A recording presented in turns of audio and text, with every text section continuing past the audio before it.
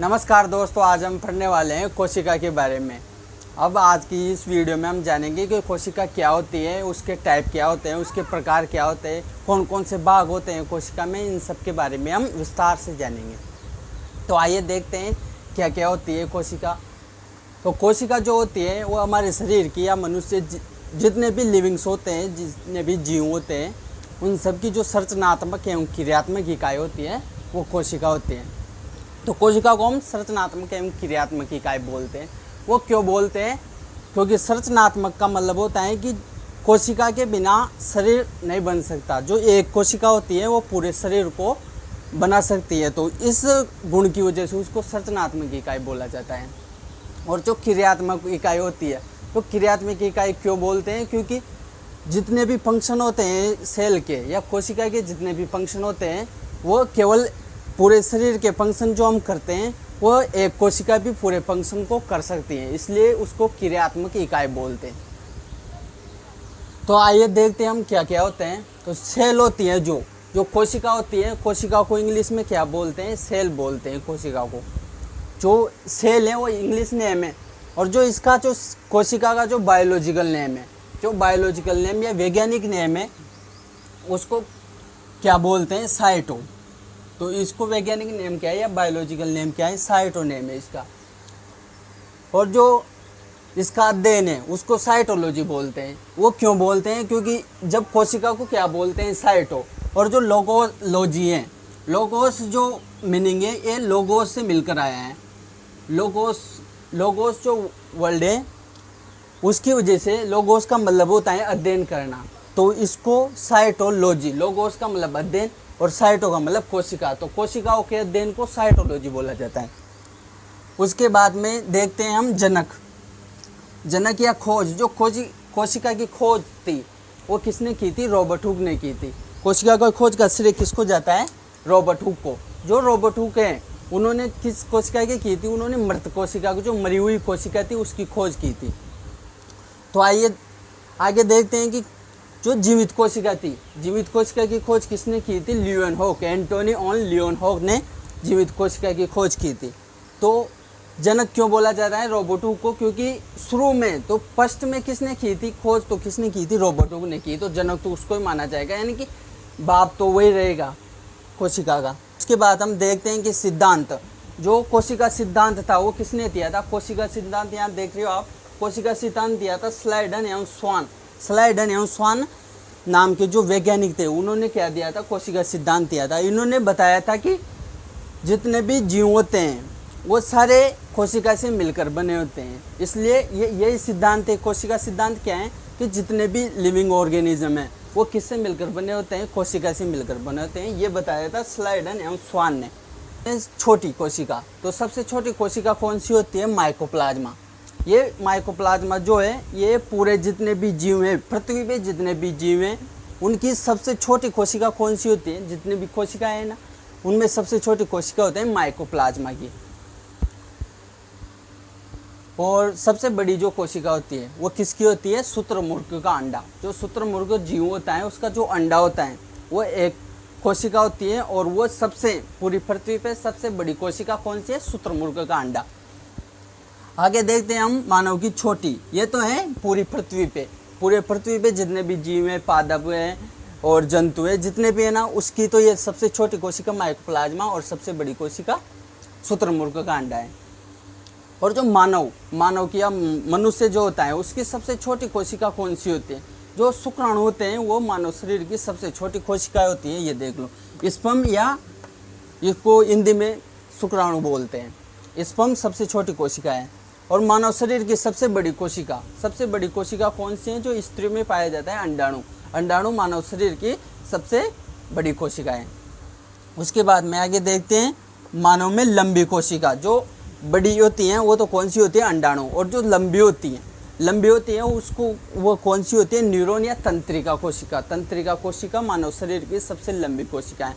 अब बड़ी और लंबी का चक्कर है कि बड़ा तो ओवरऑल बड़ा होता है, और लंबाई में जो केवल लंबाई में बड़ी होती है लेकिन ओरिजिनल में बड़ी नहीं होती है, तो उसको न्यूरॉन बोलते हैं। तो कोशिका के बारे में पढ़ने जा रहे हैं, तो कोशिका का थोड़ा इंट्रोडक्शन होना जरूरी है। तो कोशिका क्या होती है? कोशिका जीवों की संरचनात्मक इकाई होती है। तो संरचनात्मक कैसी होती है? संरचनात्मक इकाई का मतलब है कि वो एक कोशिका जो होती है वो पूरे शरीर का निर्माण कर सकती है। तो वो किस प्रकार करती है? जैसे कि कोई ईंट होती है, ये लिख रखा है, जैसे ईंट होती है, वो ईंट जो है वो दीवार का निर्माण करती है, और दीवार जो है, दीवारें 3-4 दीवारें मिलकर कमरे का निर्माण करती हैं। अब कमरे मिलकर क्या बनाते हैं? घर बनाते हैं। तो जिस प्रकार से ईंट मिलकर पूरे घर का निर्माण कर देती हैं, उसी प्रकार से जो कोशिका होती है, कोशिका भी ग्रुप में मिलकर ऊतक बनाती हैं, ऊतक मिलकर अंग बनाता है, और अंग मिलकर जो सिस्टम बनाते हैं, और सिस्टम मिलकर शरीर का निर्माण करते हैं। तो जैसे कि ईंट ने दीवार निर्माण की, कमरा निर्माण किया, घर निर्माण किया, उसी प्रकार से कोशिका अपने शरीर को निर्माण करते हैं, इसलिए इसको संरचनात्मक इकाई बोला जाता है। तो दोस्तों, कोशिका के परिचय के बारे में हमने पढ़ लिया। अब जानेंगे कि कोशिका के भाग कौन कौन से होते हैं, उसके कौन कौन से अंदर क्या क्या पाया जाता है कोशिका के अंदर, तो वो जानेंगे। तो कोशिका के जो सबसे बाहर ही पाया जाता है वो होती है कोशिका झिल्ली। कोशिका झिल्ली या सेल मेम्ब्रेन, इसको इंग्लिश में सेल मेम्ब्रेन बोलते हैं। सेल मेम्ब्रेन जो होती है झिल्ली, एक थैली जो जिसको हम थैली बोलते हैं, झिल्ली का मतलब थैली होता है। तो जैसे थैली में कुछ ऑर्गन या कुछ हम सब्जी लाते हैं, आलू टमाटर वगैरह जो भी लाते हैं, थैली में रख देते हैं, उसी प्रकार से जो कोशिका के ऑर्गन या अवयव होते हैं वो किस में डले होते हैं? वो कोशिका की जो झिल्ली होती है उसके अंदर डले होते हैं। तो जो कोशिका झिल्ली जो होती है वो पादप एवं जंतु, पौधों एवं जीवों, जंतुओं में दोनों में पाई जाती है कोशिका झिल्ली। कोशिका झिल्ली दोनों में पाई जाती है। जैसे पादप क्या होते हैं ये आप सब जानते हो कि पादपों में जिसमें वो ऐसे ऐसे हिलते रहते हैं, और जंतु जो होते हैं जैसे मनुष्य हो गया, बिल्ली मकोड़ा, कुत्ता बिल्ली, सब जो होते हैं वो जंतु होते हैं। तो उनों में और पादपों में दोनों में पाई जाती है। और जो कोशिका झिल्ली जो होती है वो प्रोटीन एवं कार्बोहाइड्रेट, प्रोटीन की मुख्य रूप से प्रोटीन की बनी होती है, और इसमें थोड़ी मात्रा में कार्बोहाइड्रेट भी होता है। तो प्रोटीन और कार्बोहाइड्रेट की बनी होती है। उसके बाद में हम देखेंगे कि कोशिका भित्ति क्या होती है। कोशिका भित्ति को इंग्लिश में सेल वॉल बोलते हैं। जो कोशिका भित्ति जो होती है वो ओनली पादपों में पाई जाती है, ये जंतुओं में नहीं पाई जाती है। ये थोड़ी दृढ़ होती है, ये केवल पादपों में पाई जाती है। और जो कोशिका भित्ति होती है वो खाई की बनी होती है, सेलुलोज की बनी होती है, सेलुलोज पादपों में पाई जाती हैं और सेलुलोज की बनी होती है। जैसे कोई कागज़ हो गया, हमारे ये शर्ट हो गया, ये कॉटन की बनी होती है। तो जितने भी पादप होते हैं वो सेलुलोज पाया जाता है उनमें। और जो भित्ति होती है पादपों की, कोशिका की जो भित्ति होती है वो खाई की बनी होती है, सेलुलोज की। और जो कोशिका भित्ति है वो सुरक्षा, हमारी कोशिका की सुरक्षा कौन करती है? कोशिका भित्ति हमारे में नहीं पाई जाती, पादपों में पाई जाती है। तो उसकी पादपों की भित्ति उसके कोशिका की सुरक्षा करती है और उसको आकार देने का काम करती है। अगला जो भाग होता है कोशिका का वो होता है माइटोकॉन्ड्रिया। तो माइटोकॉन्ड्रिया बहुत ही इम्पोर्टेंट अवयव है कोशिका का। वो क्यों है? क्योंकि माइटोकॉन्ड्रिया जो वो ऊर्जा देता है हमारे शरीर को, इसलिए वो बहुत इम्पोर्टेंट है। तो ऊर्जा कैसे देता है और क्यों देता है ये हम जानेंगे। तो इसको माइटोकॉन्ड्रिया को हिंदी में सूत्रकणिका भी बोला जाता है, सूत्रकणिका। और जो माइटोकॉन्ड्रिया की खोज थी वो किसने की थी? अल्टमैन ने की थी। अल्टमैन ने इसकी खोज की थी। तो ये इसलिए इसके खोजकर्ता कौन है? अल्टमैन है। और जो अल्टमैन ने खोज की थी, और जो माइटोकॉन्ड्रिया शब्द या नाम किसने दिया था? वो दिया था बेंडा नाम के वैज्ञानिक ने। बेंडा एक वैज्ञानिक थे, उन्होंने इसका माइटोकॉन्ड्रिया का नाम दिया था। उन्होंने कहा था कि इसका नाम माइटोकॉन्ड्रिया है, ये संरचना जो है उसका नाम क्या है? माइटोकॉन्ड्रिया है। और जो माइटोकॉन्ड्रिया जो होता है वो श्वसन स्थल भी बोलते हैं इसको, क्योंकि ये क्या है, इस माइटोकॉन्ड्रिया के अंदर एक चक्र चलता है, उसको क्या बोलते हैं? क्रेब्स चक्र। क्रेब्स चक्र चलता है माइटोकॉन्ड्रिया में। जो क्रेब्स चक्र जो होता है वो एटीपी का निर्माण करता है। एटीपी का निर्माण के पूरी ऑक्सीडेशन की प्रक्रिया होती है इसमें। ऑक्सीडेशन की प्रक्रिया के स्वरूप ये एटीपी का निर्माण करता है। अब जो बहुत सारी एटीपी बन गई, अब जो एटीपी जो होती है वो ग्लूकोज का निर्माण करती है। और आप जानते हो कि ग्लूकोज बहुत ही इम्पोर्टेंट भूमिका निभाता है हमारे शरीर के लिए। ग्लूकोज कैसे निभाता है? क्योंकि ग्लूकोज जो होता है वो ऊर्जा का निर्माण करता है। अब ऊर्जा से ही तो हमारा शरीर चलता है। जैसे हिल रहा है, डुल रहे हैं, तो वो किसकी वजह से चल रहा है? ऊर्जा की वजह से। तो इसलिए ऊर्जा देता है ये ग्लूकोज। माइटोकॉन्ड्रिया जो होता है वो ऊर्जा प्रदान करता है, इसलिए माइटोकॉन्ड्रिया को क्या बोलते हैं, ऊर्जा ग्रह या powerhouse of cell. Powerhouse of cell किसको बोलते हैं, माइटोकॉन्ड्रिया को पावर हाउस ऑफ सेल बोला जाता है। और जो माइटोकॉन्ड्रिया में एक और संरचना पाते हैं, जो इसके अंदर की जो दीवारें होती हैं वो उभरी हुई दिखाई देती हैं, जैसे कि ये माइटोकॉन्ड्रिया की ऐसे ये उभरी हुई दिखाई देते हैं, इसको क्या बोलते हैं, क्रिस्टी बोलते हैं इसको। ठीक है, तो माइटोकॉन्ड्रिया समझ लिया। अब आगे देखते हैं। तो कोशिका के अगले पार्ट की तरफ हम चलते हैं कि अगला कौन सा भाग होता है। तो अगला कोशिका का पार्ट होता है गोल्जी बॉडी। गोल्जी बॉडी, और इसको बोलते हैं गोल्जी एपरेटस। जो गोल्जी बॉडी होता है वो क्या करता है, परिवहन का काम करता है। गोल्जी बॉडी बहुत ही इंपॉर्टेंट ऑर्गन है और इसकी खोज की थी कैमिलियो गोल्जी ने।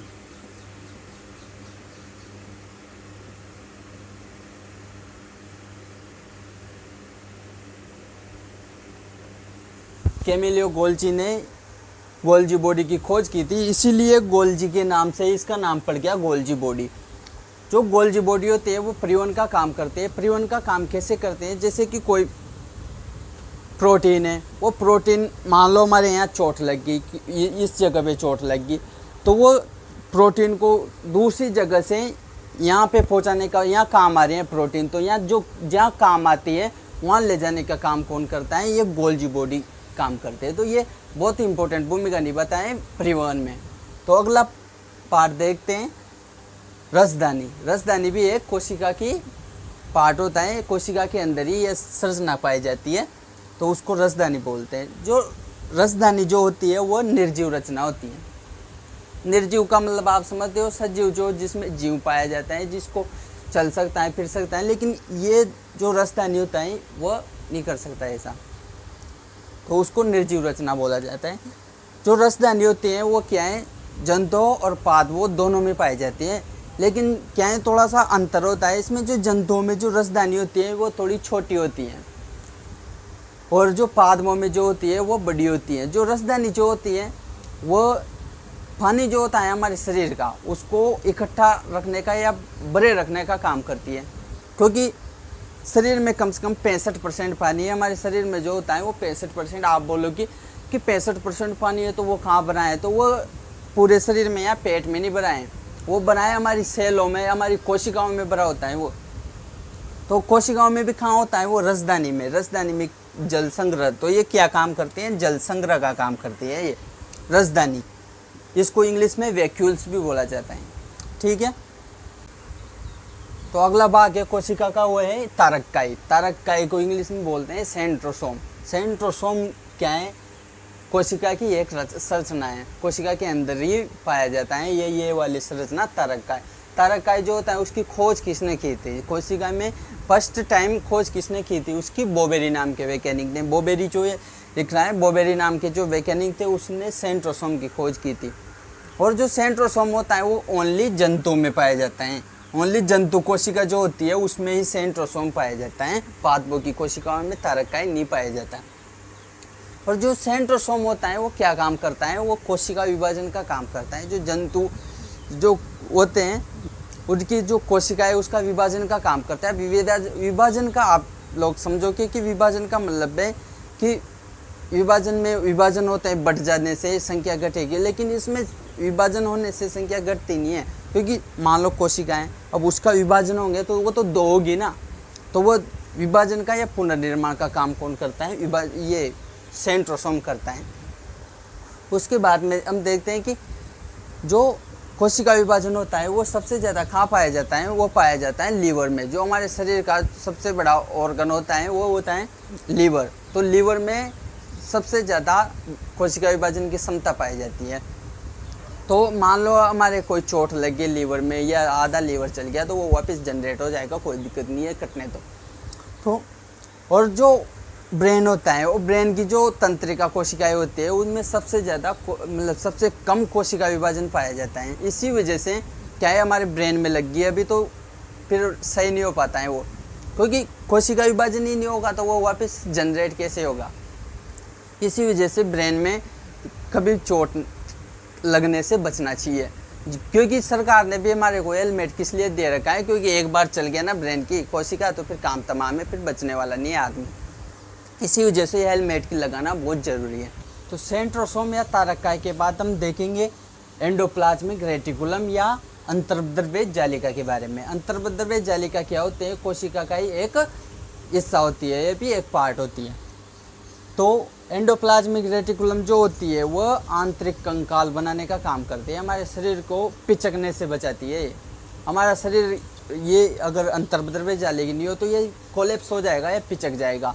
तो उसको आंतरिक कंकाल को बनाए रखने का काम कौन करता है? ये अंतर्द्रव्य जालिका करती है। और दूसरी क्या है? आंतरिक रूप से सहायता प्रदान करती है और पिचकने से बचाती है अंतर्द्रव्य जालिका।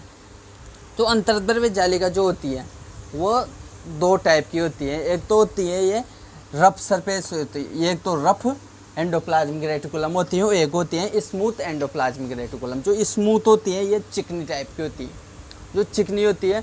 और ये जो स्मूथ प्लाज्मिक होती है ये एकदम प्लेन सरफेस होती है, ये आपको दिख रही है, इस पर कोई कणिकाएँ नहीं है या कोई ये नहीं है। तो ये क्या है? प्लेन होती है एकदम। तो स्मूथ मसल होती हैं, जो स्मूथ एंडोप्लाज्मिक रेटिकुलम होती है वो किसका? वसा का निर्माण करते हैं, वसा बनाने का काम करती हैं। और जो ये दूसरी सरफेस है रफ सरफेस, वो रफ सरफेस क्या करते हैं? ये जो छोटे छोटे कण दिखाई दे रहे हैं ये क्या है? राइबोसोम। राइबोसोम है। ये जो राइबोसोम होती है ये क्या है? प्रोटीन प्रोडक्शन का काम करते हैं, यानी कि प्रोटीन के निर्माण का काम करते हैं। एंडोप्लाज्मिक रेटिकुलम या अंतर्द्रव्य जालिका के बाद हम पढ़ते हैं राइबोसोम। जो रफ एंडोप्लाज्मिक रेटिकुलम थी उसके ऊपर ये छोटी छोटी कणिकाएं जो पाई जाती थी उसको राइबोसोम बोला जाता है। जो राइबोसोम होता है उसकी खोज किसने की थी? उसकी खोज की थी रॉबिन्सन ब्राउन ने। रॉबिन्सन और ब्राउन जो वैज्ञानिक थे उन्होंने पादप कोशिका में किसकी खोज की थी? राइबोसोम की खोज की थी। और जो दूसरे वैज्ञानिक आए पेलेडे नाम के जो वैज्ञानिक थे उन्होंने जंतु कोशिका जो हमारी कोशिकाएं होते हैं उन्होंने किसकी खोज की? राइबोसोम की खोज कर डाली। तो अभी देखा जाए तो पेलेडे को ही सबसे प्रमुख खोजकर्ता माना जाता है राइबोसोम का। और जो राइबोसोम होता है, राइबोसोम में हमने देख लिया था कि प्रोटीन का निर्माण करते हैं। हमने एंडोप्लाज्मिक रेटिकुलम की रफ सरफेस पे देखा था कि जो राइबोसोम होते हैं वो प्रोटीन का निर्माण करते हैं। अब जो प्रोटीन को निर्माण करते हैं तो इसको क्या बोला जाता है? Protein factory. ये कंपटीशन में क्वेश्चन आ जाता है कि प्रोटीन फैक्ट्री किसको बोला जाए, तो राइबोसोम को प्रोटीन फैक्ट्री बोला जाता है। जो राइबोसोम होता है वो राइबोसोम दो प्रकार के होते हैं। दो प्रकार कौन कौन से? 70S और 80S टाइप के होते हैं। जो 70S और ये 80S किस प्रकार से बांटा गया है? क्योंकि ये क्या सेडिमेंटेशन कोफिशिएंट एक ये होता है, उसके आधार पर इसके सेडिमेंटेशन कोफिशिएंट क्या होता है? जैसे कि हम कोई भी फ्लूइड हो गया उसके ऊपर से दो चीज़ों को डालते हैं और जो जल्दी नीचे जाता है उसमें ज़्यादा बड़ा मानते हैं हम उसको। तो जैसे कि 80S और 70S हैं, तो ये S किसको प्रदर्शित करता है? ये सेडिमेंटेशन कोफिशिएंट को प्रदर्शित करता है। इसमें जो 70S राइबोसोम होता है वो किस में पाया जाता है? प्रोकैरियोटिक कोशिकाओं में पाया जाता है। प्रोकैरियोटिक और ये होता है ये यूकैरियोटिक कोशिकाओं में पाया जाता है। यूकैरियोटिक कोशिकाओं में 80S राइबोसोम पाया जाता है। जो प्रोकैरियोटिक और यूकैरियोटिक है ये थोड़े डिटेल में हम अगली क्लास में पढ़ सकते हैं इसके बारे में। जो प्रोकैरियोटिक है भी ये जानते हैं कि प्रोकैरियोटिक होते हैं उसको हम आंखों से नहीं देख सकते, ये बहुत ही सूक्ष्म संरचनाएं होती हैं। और यूकैरियोटिक होते हैं उसको हम आंखों से देख सकते हैं। राइबोसोम के बाद हम जानेंगे कि जो कोशिका की सबसे महत्वपूर्ण संरचना होते हैं वो होती है केंद्रक। जैसा कि आप देखते हो ये कोशिका होती है, कोशिका के बीचों बीच जो ऑर्गन पाया जाता है या संरचना पाई जाती है उसको केंद्रक बोला जाता है। केंद्रक जो होता है कोशिका में, केंद्रक की खोज किसने की थी? वो की थी रॉबर्ट ब्राउन ने केंद्रक की खोज की थी कोशिका में। और जो केंद्रक जो होता है उसको क्या बोलते हैं? ब्रेन ऑफ सेल बोलते हैं। ब्रेन ऑफ सेल क्यों बोलते हैं इसको? क्योंकि ये क्या है, हमारे जो पूरे सेल की जितने भी ये जैसे माइटोकॉन्ड्रिया हो गया, लाइसोसोम हो गया, सबको कंट्रोल में रखने का काम करते हैं।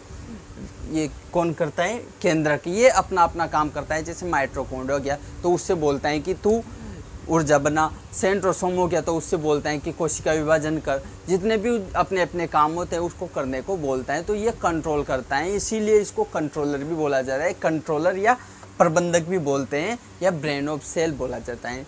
जो महत्वपूर्ण भूमिका निभाता है कोशिका में वो होता है केंद्रक।